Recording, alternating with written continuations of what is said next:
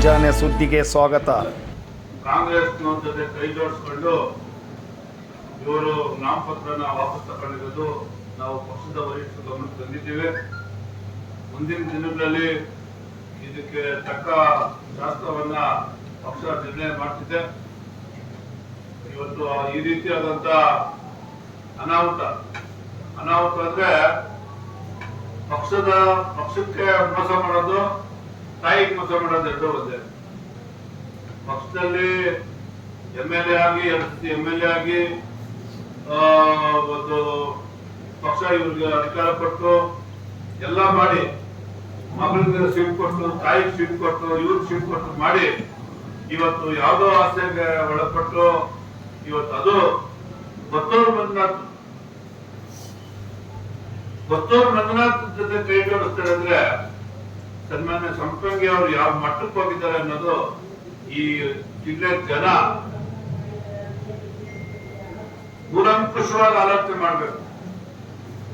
ಸಂಪಂಗಿದಾಯ್ತು, ಮಗ ಒಳ್ಳೆ ಬೆಳೀತಾ ಇದ್ದ, ಸಣ್ಣ ವಯಸ್ಸಿಗೆ ತಾಲೂಕ್ ಸೊಸೈಟಿ ಅಧ್ಯಕ್ಷನಾದ.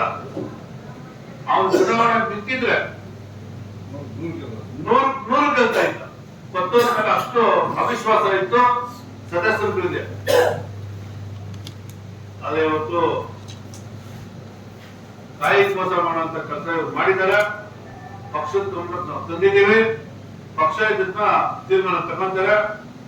ನಮ್ಮ ಜಿಲ್ಲಾಧ್ಯಕ್ಷರು, ಭಾರತೀಯ ಜನತಾ ಪಕ್ಷದ ಜಿಲ್ಲಾಧ್ಯಕ್ಷರಾದಂತ ಓಂಶಕ್ತಿ ಚಲಪತಿ ಅವರು ಕೂಡ ರಾಜ್ಯಾಧ್ಯಕ್ಷರ ಗಮನಕ್ಕೆ ತಗೊಂಡ್ಬಂದಿದ್ದಾರೆ, ಪ್ರಧಾನ ಕಾರ್ಯದರ್ಶಿಗಳು ಗಮನಕ್ಕೆ ತಂದಿದ್ದಾರೆ.